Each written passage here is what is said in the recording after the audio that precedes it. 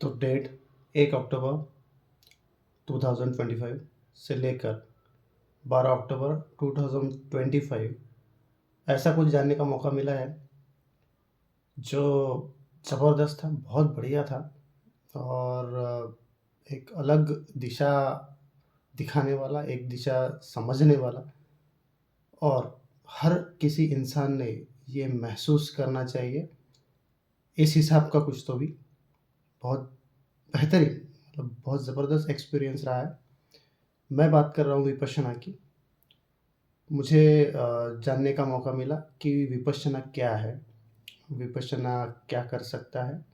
विपश्यना के फ़ायदे क्या हो सकते हैं और आदमी किस हद तक उसमें आगे बढ़ सकता है, ये समझने का मौका मिला है।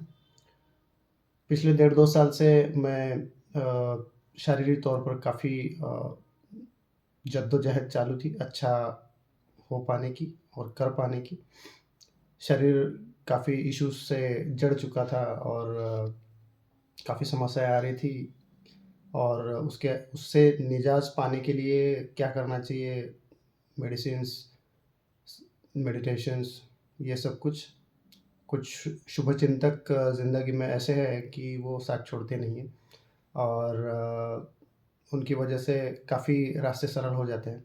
कभी-कभी ऐसे दोस्त मिल जाते हैं जो बता जाते हैं बहुत कुछ अच्छा कि कौन-सा रास्ता सही हो सकता है। आखिर में चलना तो अपने को ही होता है। Individual has to run on that particular path. तो वही हुआ है। 2 महानुभाव ज़िंदगी में हैं, उन्होंने बताया कि विपश्यना एक अच्छा मार्ग हो सकता है। क्योंकि कैसा है कोई भी बीमारी हो, कुछ हद तक या फिर लॉन्ग टर्म में वो एक साइकोसोमैटिक फ़ेज़ में चली जाती है। मतलब अगर मान के चलो 5 से 10 साल, 15 साल चल रही है कोई भी बीमारी, तो एक घर कर जाती है। उस फैक्टर को शायद साइकोसोमैटिक कहते हैं। तो वो मेरे साथ हुआ।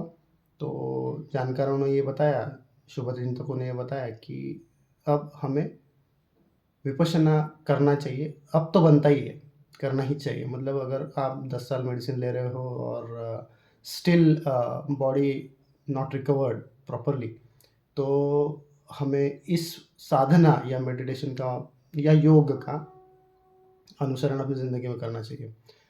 तो वो मैं गया, जो डेट मैंने बताई उसमें विपश्यना। नागपुर में 2-3 सेंटर्स हैं, उसमें से एक माहुरझरी सेंटर है, जहाँ पे मैं गया था और माहुरझरी एक बढ़िया अद्भुत प्लेस है।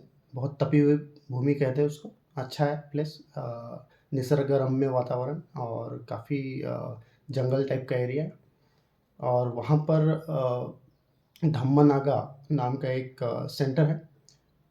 आश्रम टाइप का है पूरा और काफ़ी बड़ा एरिया है और देखने लायक भी है, देखना चाहिए।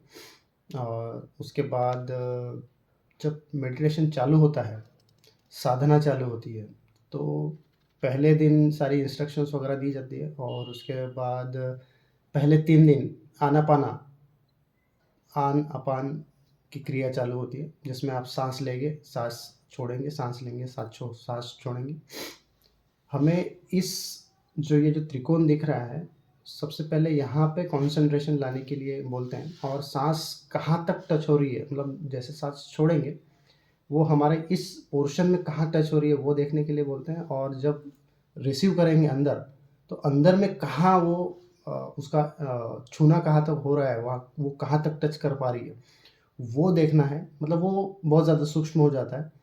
जैसे-जैसे हम इस त्रिकोण में जितना कंसंट्रेशन बनाएँगे, बेसिकली वो 3 पहले 3 जो दिन जो होते हैं, वो एक कंसंट्रेशन बनाने के लिए होते हैं और अपना बेस बनाने के लिए होते हैं, ताकि हम अगले जो 7 दिन हो, उसमें हम बैठ पाएँ और अपना कंसंट्रेशन केंद्रित कर पाएँ उस पर्टिकुलर पार्ट पे। इसलिए वो आनापान की साधना करवाई जाती है 3 दिन।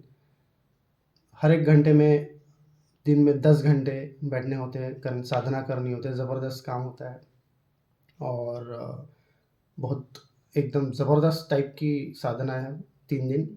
ऐसा लगता है कि ऐसा होगा, नहीं होगा, हमसे होगा, नहीं होगा, काफ़ी सारी उसमें दिक्कतें आती हैं ज़िंदगी में, ऐसा लगता है अपने को। लेकिन जब हम बैठ जाते हैं एग्ज़ैक्टली, अगर डेडिकेशन से बैठें तो कुछ दिक्कत आती नहीं है। फिर उसके बाद मन में काफ़ी विचार आने लगते हैं।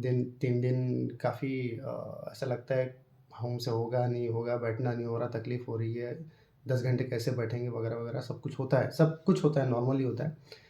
काफ़ी सारे विचार आने लगते हैं इधर-उधर के, बाहर के, कुछ समस्याओं के, घर के, बाहर के, दोस्तों के, सब विचार घूमते रहते हैं, नौकरी वगैरह, पैसा, ये वो सब कुछ। लेकिन ये 3 दिनों में हम तीसरे दिन आते-आते हमारा कंसंट्रेशन इतना बन बन जाता है कि वो आधे से ज़्यादा विचार तो हट ही जाते हैं। फिर चौथे दिन से चालू होती है विपश्यना। एग्ज़ैक्टली क्या है, वो गुरुजी बताते हैं। एसन गोइंग का जो विपश्यना में गुरु है, मतलब थे, वो अभी नहीं है, तेरह के बाद वो नहीं है। तो उनके दिए गए डायरेक्शंस पे पूरा विपश्यना चलता है।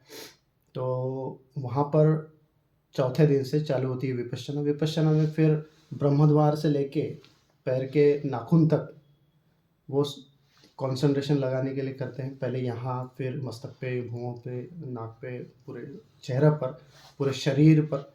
वहाँ हमें ये पता न चलता है कि हमें 2 टाइप की संवेदना मतलब अपने महसूस होती है। फीलिंग्स 2 तरह की महसूस होती है। एक तो सूक्ष्म और एक स्थूल। स्थूल बोले तो बड़ी, सूक्ष्म बोले तो एकदम छोटी-छोटी। तो हमें पूरे शरीर पर वो महसूस होती है। धीरे-धीरे हमें बैठने में तकलीफ़ होती है, घुटनों में तकलीफ़ होती है, दर्द करता है पूरा, लोअर बॉडी दर्द करता है। उसमें हमें ऐसा लगता है कि बैठ नहीं पा रहे हैं। लेकिन अगर हम पूरा कंसंट्रेशन उस संवेदनाओं पर लगा दें, तो ऐसा भी हमें महसूस होगा कि हम ये दर्द वगैरह सब कुछ भूल जाएँगे और एक सही दिशा में हमारी साधना जाएगी। 10 दिन होते जब एसएन गोएंका सर बताते रहते, पूरे इंस्ट्रक्शन देते रहते, और वो जो बोलते हैं कि जब 10 दिन आते रहता है, 8वाँ 9वाँ दिन आते रहता है, हर दिन अपनी जो साधना है वो प्रगल्भ होते जाती है, पावरफुल बनते जाती है। हम वो महसूस करने लगते हैं। हमें कभी झुंझुनाहट सी महसूस होती है, कभी धाराएँ चलती हुई महसूस होती है शरीर पर। ब्रह्मद्वार पर ऐसा लगता है कि चींटियाँ वगैरह चल रही है, पूरे शरीर पर ऐसे गूज़बम्प्स टाइप्स के होते हैं, कभी बॉडी गर्म होती है, कभी ऐसा लगता है कि पूरा लोअर बॉडी से माथे के ऊपर के हिस्से तक गर्मी ऐसी, हीट ऐसी ट्रांसफ़र हो रही है, ये भी महसूस होता है। ये मैं किसी के बताने से नहीं, मैं खुद का एक्सपीरियंस भी बता रहा हूँ, क्या है, क्या हुआ है मेरे साथ। तो ये सब महसूस होता है। और जैसे ही 8वाँ 9वाँ दिन आता है, जब एसएन गोएंका सर बोलते हैं कि समस्त शरीर में धारा प्रवाह, समस्त शरीर में धारा प्रवाह की अनुभूति हो। जब ऐसा सर बोलते हैं तो वाक़ई में वो मस्तक से लेके पाँव के उँगलियों तक वो जो धारा प्रवाह जो चलता है वो ऑसम टाइप का है। मतलब मैं उसको क्या बयान करूँ, जो जो महसूस करेगा वही बयान कर सकता है। तो वो that was amazing experience and बहुत ज़बरदस्त था।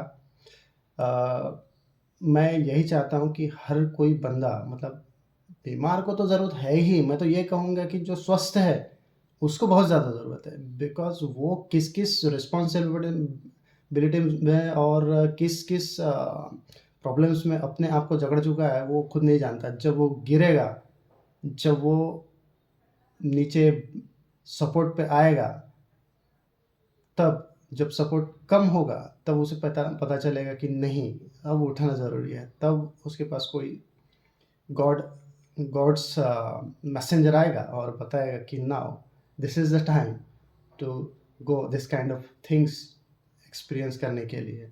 ये होगा और ये मेरे साथ हुआ है। और एक बात बहुत सच है, जब कोई साथ नहीं देता तो ऊपर वाला ही साथ देता है, और वो अपने बंदों को कभी छोड़ेगा नहीं। तो this was God's plan for me. जब जब कोई उठने की कोशिश कर रहा हो और उठ ना पाया हो, तो फिर एक ही साथ देता है, क्योंकि एंड ऑफ बहुत ज़्यादा भारी चीज़ है वो। तो जब मैं गया तो ये सब एक्सपीरियंस हुआ है। वहाँ का खाना ऑसम है, बहुत ज़बरदस्त, मतलब 5 स्टार रेटिंग का खाना बोल सकता हूँ, सुबह से लेके शाम तक। जो क्रियाएँ चलती है वो बहुत ही बढ़िया है। सर्विस बहुत ज़्यादा है, फ्री ऑफ कॉस्ट होता है, मेन बात तो फ्री ऑफ कॉस्ट होता है, इतने सारे लोगों को अ, सर्विस देना और फ्री ऑफ कॉस्ट देना बहुत ज़बरदस्त चीज़ है। मतलब अपने आप में एक भारी भरकम चीज़ है, वो हर कोई कर नहीं पाता है, बट भगवान के नुमाइंदे हैं, कर लेते हैं और आसानी से सब कुछ चीज़ें चल जाती है। तो मुझे ऐसा लगता है कि हर इंसान ने ये एक्सपीरियंस करना चाहिए। जनरल ज़ाती तौर पे हम लोग कर लेते हैं साधना, मेडिटेशंस, योग, ये सब कुछ। बस 10 दिन की जो साधना है, 10 दिन मल्टीप्लाई बाय 10 मतलब 100 घंटा, और उसमें और 4-5 घंटे एडिशनली अगर हम जोड़ दें, तो 110 घंटे की जो साधना है लगभग, तो इससे आदमी बहुत ज़्यादा डिवाइन हो जाता है। इसमें अगर हम आगे बढ़े तो काफ़ी हमें एक्सपीरियंस करने को मिल सकता है खुद के तौर पर। हमें हमें बॉडी में क्या चल रहा है, क्या दिक्कतें आ रही है, क्यों आ रही है, बेसिकली क्यों आ रही है, ये हमें पता चलेगा। और हम उन प्रॉब्लम्स का जड़ ढूँढ पाएँगे। प्रॉब्लम्स में क्यों आ रही है, वो कारण, कॉजेज़ क्या है, वो ढूँढ पाएँगे। और हम उसके ऊपर सॉल्यूशंस पा पा सकते हैं अपने ही खुद ही तौर पर। इस तरह का ये विपश्यना है। तो अगर और इसमें दूसरे तौर पे देखा जाए तो काफ़ी भ्रांतियाँ भी हैं, काफ़ी अलग-अलग विचार भी है कि पर्टिकुलर धर्म का है, पर्टिकुलर ये है, धाराओं का है, फिर हमें किस लिए लेके जा रहे हैं, क्या दीक्षा-वीक्षा कोई दी जाएगी, ऐसा-वैसा कुछ भी बहुत कुछ मार्केट में चीज़ें चलती रहती है। बट ऐसा कुछ नहीं है, किसी धर्म का है नहीं वो चीज़। बुद्ध किसी धर्म के थे नहीं, वो खुद के थे। उनकी वजह से धर्म बना होगा बाद में, वो बात अलग है। लेकिन वो खुद के लिए था।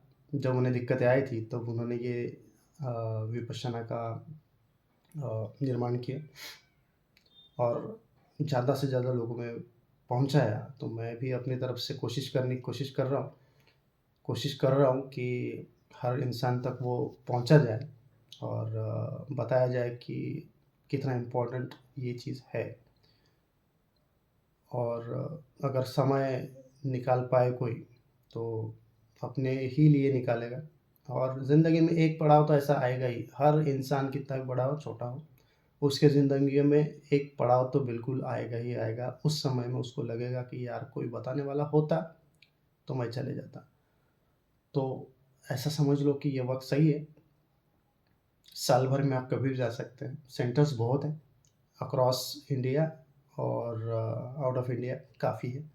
कहीं पे भी जा सकते हैं, नियर बाय काफ़ी सेंटर्स मिल जाएँगे और ईज़ी अवेलेबिलिटी है, कोई दिक्कत नहीं है। बस मन बनाना पड़ता है, जाना है और मुझे वहीं का हो जाना है, वो 10 दिन के लिए।